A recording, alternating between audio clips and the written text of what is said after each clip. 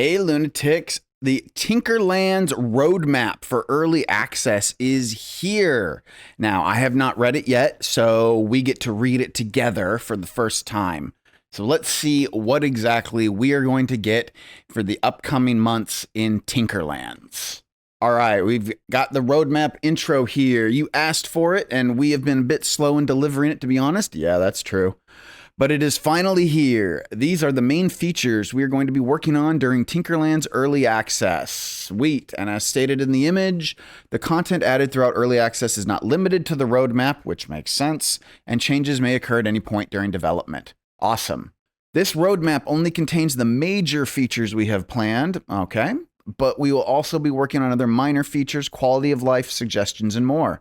So without further ado, here is the roadmap. All right, let's take a look together, guys. This is the roadmap. All right, Tinkerlands, we have got mod support update. Ooh, that's going to be nice for a lot of people. This is coming from July to August of this year. They're going to add mod support. That'll be great. Mod support is really important, I think, for games like this, because mod support really is what helps keep a game going and over the long run, gives players the ability to really customize it for themselves and just really add to the experience. All games that last for a decade or more tend to have mod support. They're also going to add a new island, the Volcano Island.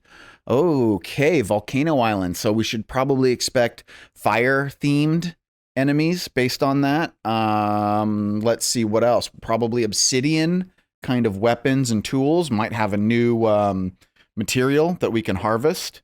Obsidian is common in volcanoes, so that'll be really cool. I hope that these weapons tend to have fire-based themes, provide fire protection, maybe have a lot of fire kind of attacks or molten lava kind of themed attacks. Probably would expect maybe a little bit of a tropical kind of theme, but really all of Tinkerlands has kind of a tropical little bit of a theme. So I don't know if that will really make too much a difference. They're adding new systems called enemy banners. They're adding pets and they're adding PvP. Well, pets is obvious what that is. And pets are always nice, especially if you can do things with them. Like, you've got to be able to pet your pets. If you can't pet your pet, that's a problem. Hopefully these pets will be more than just cosmetic.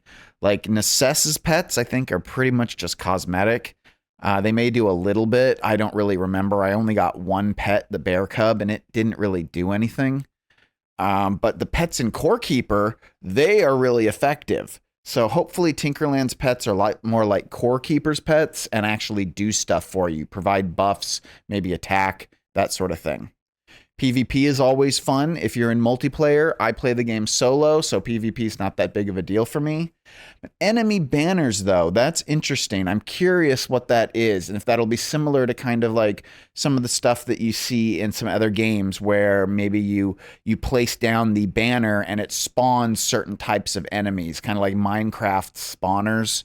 I don't know. I don't know what enemy banners are. Leave a comment below. Let me know what you think enemy banners are going to be. We've got the town and NPCs update coming from October to November of this year, including town features like invasions and an upgrade system. Okay, invasions are always fun. It's always good to have some kind of like raid system in the game. It really adds to the immersion, I think, and has you kind of have to think strategically about what you're building. You're going to have to build walls, defenses, stuff like that. That's actually something I wish Core Keeper did a little bit better, personally, as the raid system in Core Keeper is kind of lackluster, but at the same time, the one in Necess is really, really good. So if they're mimicking it more off of that with their own little flair, I think we'll really enjoy it. NPC improvements, including a combat involvement, tasks and automation, new interactions, a friendship system, etc. All right, that sounds exactly like what they already have in Necess. If you haven't played Necess, I recommend checking it out. It's got one of the most detailed NPC systems I've ever seen in a survival game, and it looks like Tinkerlands is going to do something similar for that. Combat involvement would mean that the NPCs can join you in combat, which would be great. Tasks and automation, you can have your farmer maybe do the farming for you. You can have your fishermen do fishing quests for you so that you don't necessarily have to do all that mundane, tedious stuff that some people like, but not everyone does. Friendship system would be similar to Stardew Valley, where you have to like them and maybe you get discounts on their goods, get access to more things, that sort of stuff. So that's going to be really fun too. We're also going to get new islands, a day island and a night island. What? Why not just have I'm sorry, what? Why have separate islands for day and night when you can just create a day-night system for all of your islands? Doesn't Tinkerlands already have a day-night system? What do you need a day island and a night island for? Leave a comment if you think that there's a purpose to this, because that confuses me. The game already has a day and night system, so what the hell do I care about a day island and a night island? I don't know if I do. They're also going to add new systems and upgrades like mounts, traps, and a cable overhaul. Well, you're definitely going to need traps if you're adding a combat and invasion system. And a cable overhaul. I don't know what a cable overhaul means. What kind of cables are already in the game? What does that mean? If you know what cable overhaul means, let me know, because that's kind of confusing. But having mounts will be interesting. I don't know if they're necessary. The islands in Tinkerlands are kind of small, and it doesn't take long to traverse them. So maybe they're planning to increase the amount of space on each island, make them bigger so that mounts are actually worthwhile. Or hopefully the mounts will provide something like maybe extra storage space or something that makes them more useful other than just fast travel. Because really, I'm not really too worried about moving around in Tinkerlands. It's already pretty easy. They're also going to increase the price of the game at this time. So if you have not bought the game, if you are thinking about maybe buying this game, but you're just not sure yet, you're going to want to buy it before October. So maybe wait for the mod support update if you're still not fully on board. But if you want to get it at the cheaper price, you're going to need to do it before that update in October, November.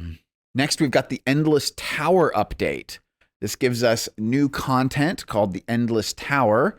I'll bet you that's like a kind of like Stardew Valley's cave system, where you just keep on going further and further down, and there's just level after level after level, and it just keeps going. I think Stardew Valley does have an end, but it's like thousands of levels down.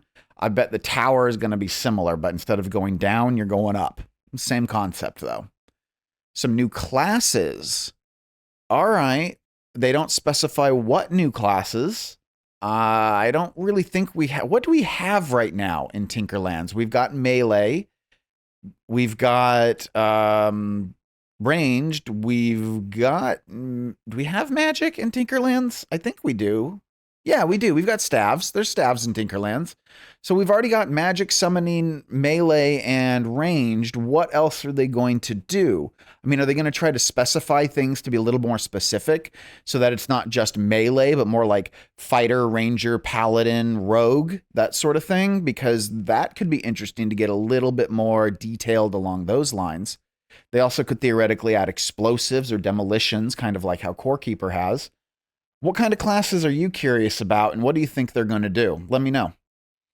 A pirate island is getting added. That's neat. We have a pirate island in Necess, so I can imagine there'll be something similar. Not having a pirate island in Tinkerlands does seem like a shame, so I am glad that they're adding it, because this game does seem like the kind of game where you need some pirates. I mean, you're roaming around on your own little pirate ship, so there needs to be other pirates. Hopefully those pirates will also be part of the invasion system and will attack players and come in and try to raid you for your loot. We've got some new systems for statue fuel and recycling into fuel. I'll bet if you're at the end game of Tinkerlands already, you understand what that means. I'm not 100% on that, but I'm not in the Tinkerlands end game yet. I do know that there are statues that can spawn mobs for you later on in the game. I don't have any of those at this point yet, but maybe they're going to change the statues so that instead of just being unlimited spawns, you have to fuel them for your mob farm. I mean, that could be one way to make the mob farms a little bit less overpowered, but I guess that depends on your gameplay balance perspective. Like I said, I'm not at that part of the game yet, so I don't really know what to say about it. Finally, they are hoping for the navigation and finale update.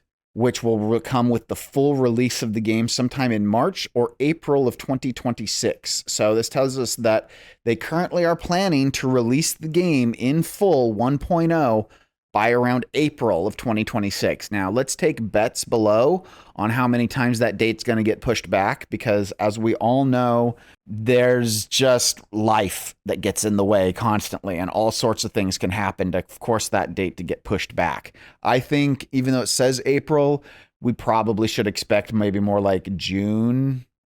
So like summer, or maybe even fall. Although it also depends, I guess, on their publishers and their investors. You know, maybe their investors don't want to go into the 2027 fiscal year, which usually for most people starts in July of 2026, as a lot of fiscal years tend to be in the middle of an actual year. So I don't know, maybe they are going to get forced to update and release into full version before, the end of June of 2026, just based on bureaucracy. We'll see. But let's see what's in it. We've got the major navigation rework, which includes ship building, island to island travel, treasure maps, etc.